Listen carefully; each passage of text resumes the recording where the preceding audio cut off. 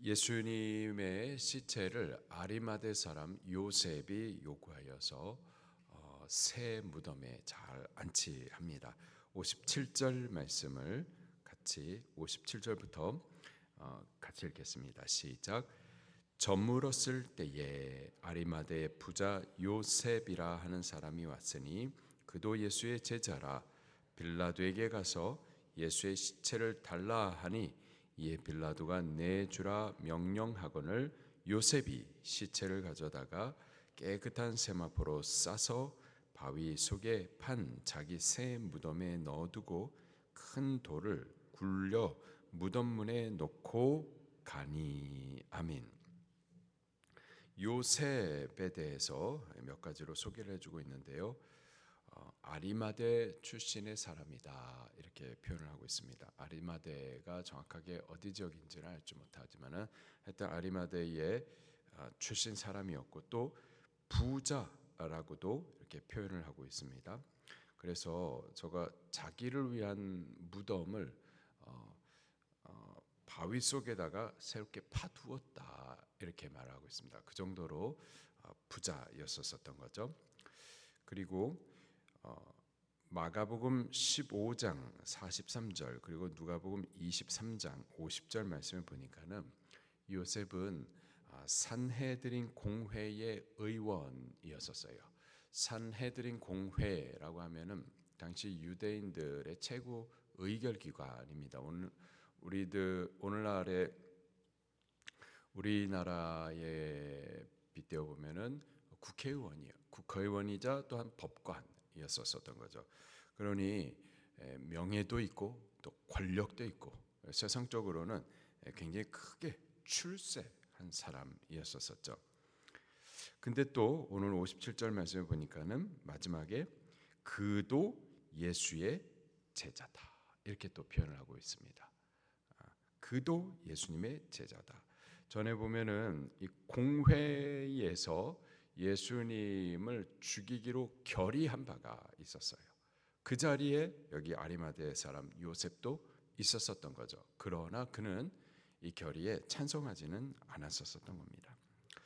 요한복음 19장 39절 말씀에 보니까는요, 이 아리마대 사람 요셉도 여기 예수님의 제자라고 분명히 써 있지만은 요한복음 19장에 보니까는 예수님의 제자이긴 제자인데 유대인들이 무서워서 두려워서 은밀히 믿었다 이렇게 또 기록을 해주고 있어요. 아리마대 사람 요셉 분명히 예수님을 믿고 예수님을 따르는 제자는 맞습니다. 그러나 지금 유대인들 그리고 유대인들의 최고의 의결기관인 산헤드린 공의에 예수님을 적대시하고 죽이기까지 결의한 마당에 나도 예수님의 제자다 하면은 잃을 게 많은 거예요. 저는 부자인데 그리고 산헤드린 공회 의원인데 의원직도 박탈당하고 명예도 또 권력도 다 뺏기고 또 부도 뺏기고 쫓겨나고 사회적으로 이렇게 매장되어지고 분명히 예수님을 믿긴 믿지만 예수님을 믿는다고 말하면은 뺏길 게 너무 많았기 때문에 은밀히 예수님을 믿었었던 거죠. 여러분 우리가 예수님을 은밀히 믿을 수 있는 건가요? 성경을 한번 찾아보도록 하겠습니다. 로마서 10장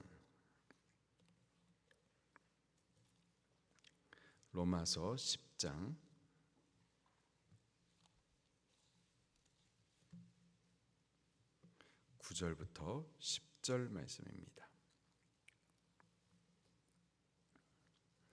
로마서 10장 9절부터 10절 말씀 같이 읽겠습니다.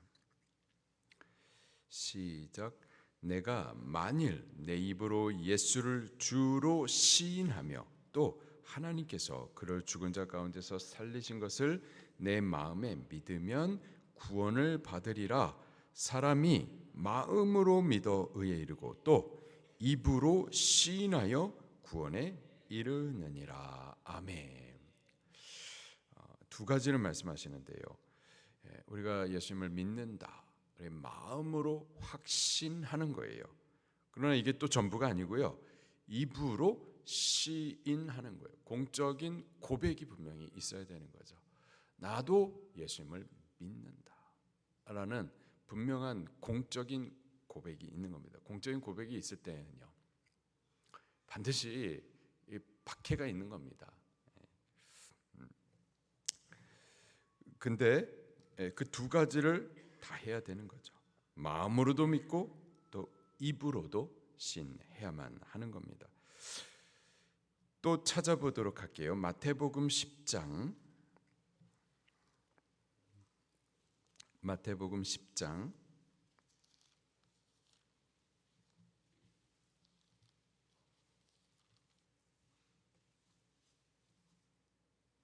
32절 33절 말씀입니다.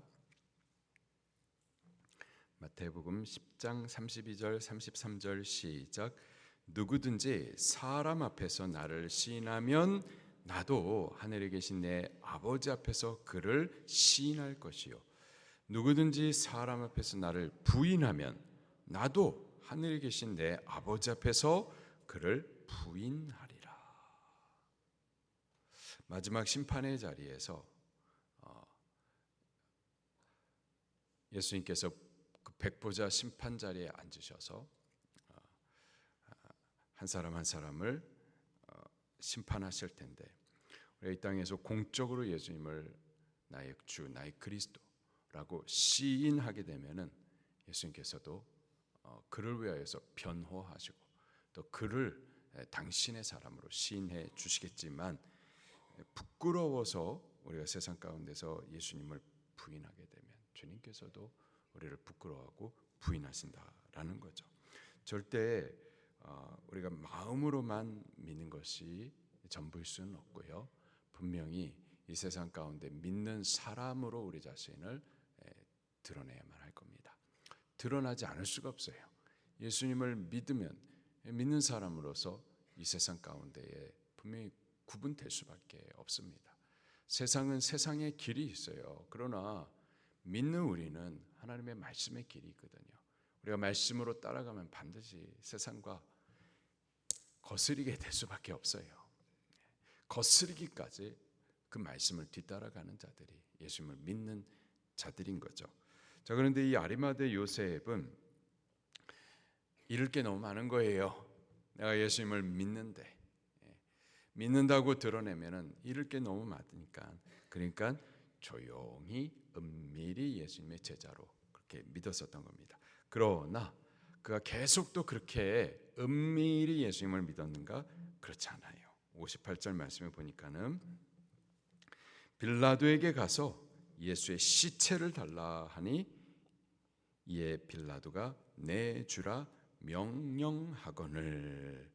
예수님께서 구원자로서 그 구원을 이루시기 위하여서 자기의 생명을 내어주기까지, 그래서 십자가에서 고통을 당하고 죽기까지 하신 것을 이 아리마대 사람 요셉은 보았고, 그 예수님이 자기를 위하여서 십자가에서 죽으시기까지 하신 모든 것을 보고서는 저도 용기를 냅니다. 용기를 내고, 그래서 그 예수님의 시체를 달라고 하기까지, 빌라도에게 찾아가서 요구하기까지 그렇게 담대하게 나는 예수님의 사람이라는 것을 드러내죠. 그리고 그 예수님을 위해서 최선을 다하여서 그 장례를 치루어 드립니다. 이 아리마대 사람 요셉이 그렇게 믿음을 쓰고 용기를 내어서 예수님의 시체를 새 무덤에 그렇게 잘 안치함으로 인하여서 이사야 53장 9절 말씀에 그리스도에 대해서 이런 예언이 있습니다. 그 무덤이 부자와 함께 있었다. 이 말씀이 아리마대 사람 요셉의 믿음의 행위를 통하여서 성취가 되어집니다. 우리들도 믿음을 좀 써야만 하겠습니다. 우리가 믿는 하나님, 우리가 따르는 예수님, 절대 부끄러우신 분이 아니에요. 부끄러워서 예수님을 말 못하고 내가 예수님을 믿는다라는 것을 드러내지 못하고, 부끄러워서 식당에서 밥 앞에서 기도도 못하고 부끄러워서 예수님이 구원자시다고, 당신을 죄에서부터 그 저주에서부터 구원하시는 분이시라고, 당신은 예수님이 필요한 분이라고 부끄러워서 말을 못하는데, 이건 하나님 앞에 부끄러운 일이에요. 우리가 하나님 앞에 부끄러움을 당하는 일입니다. 우리 하나님은 부끄러워할 만한 분이 아니라 자랑할 만한 분이세요. 모든 사람들 가운데 하나님을 높이 영광을 올려드려야만 할 영광 중에 계신 분이 우리가 믿는 하나님, 믿고 따르는 예수님이십니다. 그분을 우리 입술로 높여드리십시다. 사람들 중에 우리 하나님의 그 영광을 드러낼 수 있는 우리들이 꼭 될 수 있기를 바랍니다. 그럴 때 우리 믿음의 용기를 통하여서 하나님의 뜻이 성취되는 줄로 믿습니다. 이렇게 아리마대 사람 요셉이 예수님을 무덤 속에다 잘 안치할 때 그것을 계속 지켜보던 사람들이 있었습니다. 61절입니다. 시작. 거기 막달라 마리아와 다른 마리아가 무덤을 향하여 앉았더라. 여기 여인들이 계속해서 예수님을 지켜보고 있어요. 56절 말씀도 볼까요? 시작. 그 중에 막달라 마리아와 또 야고보와 요셉의 어머니 마리아와 또 세베대 아들들의 어머니도 있더라.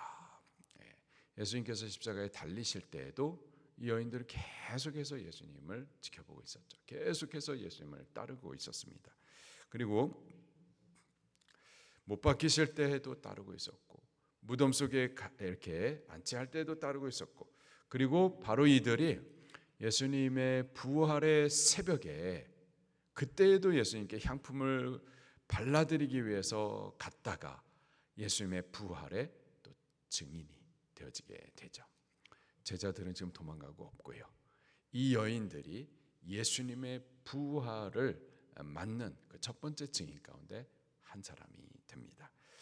예수님을 사랑하고 예수님을 따르고 그러는 동안에 예수님의 비밀도 가장 먼저 알게 되는 은혜를 받게 되는 겁니다. 우리가 그러면 좋겠습니다. 우리가 주님을 가까이 따르고 그런 중에 주님의 비밀스러운 것들을 맡김받을 수 있기를 축원합니다. 62절 말씀을 같이 읽겠습니다. 시작. 그 이튿날은 준비일 다음 날이라 대제사장들과 바리새인들이 함께 빌라도에 모여 이르되 주여, 저 속이던 자가 살아있을 때에 말하되 내가 사흘 후에 다시 살아나리라 한 것을 우리가 기억하노니. 이튿날, 예수님께서 십자가에 못 박히신 날은 금요일입니다. 금요일 날, 금요일에 이튿날이라고 하면은 토요일이죠. 이튿날은 준비일, 그 준비일의 다음 날이라 이렇게 표현하고 있어요. 준비일은 안식일 바로 전 토요일을 말하는 거예요. 유대인들은 안식일을 굉장히 중요하게 생각했습니다. 십계명의 중심으로 안식일을 둘 정도였어요. 그렇게 안식일을 중요하게 생각해서 이 안식일을 거룩하게 지키기 위해서 안식일 바로 전날, 그날을 준비일이라고 했어요. 그래서 그렇게 구별하여서 기억하여서 안식일을 지켰었던 거죠. 이 준비일 다음 날이라고 하면은요, 안식일을 말하는 겁니다. 이 안식일 날에 대제사장들과 바리새인들이 빌라도에게 가지고 요구하여 말하기를 예수가 생전에 내가 죽었지만 사흘 후에 다시 살아나리라. 금요일 날 죽었지만 사흘이면 후면은 안식일 날에 아니죠. 준비일 다음 날. 안식일 다음 날. 금요일, 토요일, 목요일. 이 오늘날의 주일이죠. 주일날에 다시 살아나리라 한 것을 63절 마지막에 우리가 어떻게 하노니? 기억하노니. 이 대제사장들은 도대체 어떻게 알았을까? 이것까지도. 사실 예수님께서 죽으시고 그다음에 나흘 만에 다시 살아나실 것이 있다라는 이 말씀을 제자들에게 3번이나 계속 말씀을 해주셨거든요. 근데 제자들은 기억하지 못하고 있었어요. 오히려 예수님께서 부활하셨다는 사실 놀래고 있었었죠. 그런데 정작 당신의 제자들에게는 말씀하시고 또 말씀하시고 또 말씀하시는데 기억하지 못하고, 그러나 이 대적들은 오히려 그것을 기억하고 있었었던 거죠. 기억하면서 64절부터 66절 말씀을 보니까는 그 무덤을 굳게 지키도록 그렇게 요구를 합니다. 그래서 빌라도가 그것을 허락하여서 너희들에게도 경비병이 있으니까 너희들의 군병을 데려가 가지고 지키도록 그렇게 했어요. 다만 로마의 직인을 찍어 가지고 66절 마지막에 보니까 임봉하고, 그래서 아무도 그 무덤을 건들지 못하도록 그렇게 로마의 인을 찍어서 병사들을 두고 무덤을 지키게 했었던 거죠.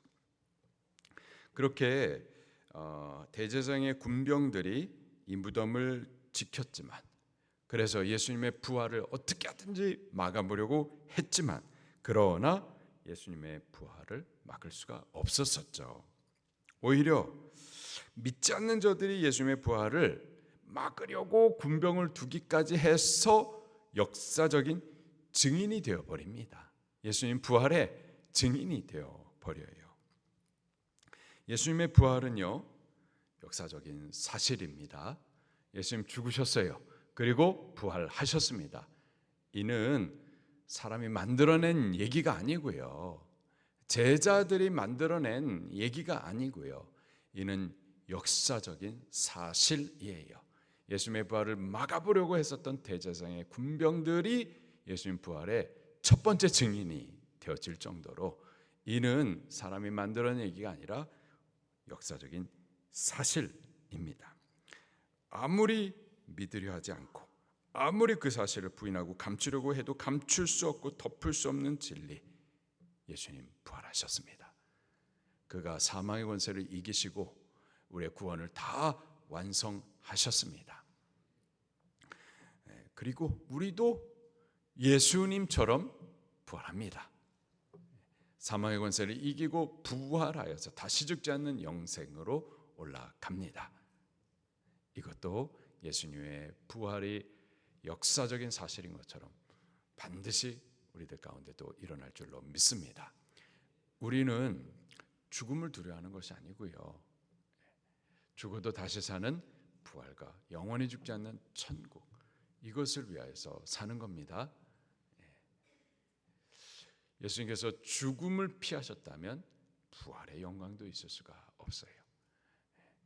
우리들도 한 번은 죽지만 그러나 죽음의 권세를 이기고 부활의 영광에 참여합니다. 영원히 죽지 않는 천국에 이르게 되는 거예요. 우리는 죽음에 묶여가지고 죽음을 두려워하여서 사는 것이 아니라 죽음을 초월하여서 죽어도 다시 사는 부활을 믿는 믿음으로 살아갈 수 있기를 예수 이름으로 축원합니다. 부활을 믿는 믿음은 권세 있어요. 여러 가지 핍박이 있고 죽이겠다라고 하는 위협, 죽여라 나는 죽어도 다시 산다라는 부활의 승리가 확실하면은 죽음을 초월할 수가 있는 겁니다. 그런 신앙은 강력한 거예요. 우리 그렇게 신앙할 수 있기를 예수 이름으로 축원합니다. 말씀 붙들고 통성으로 기도하시겠습니다.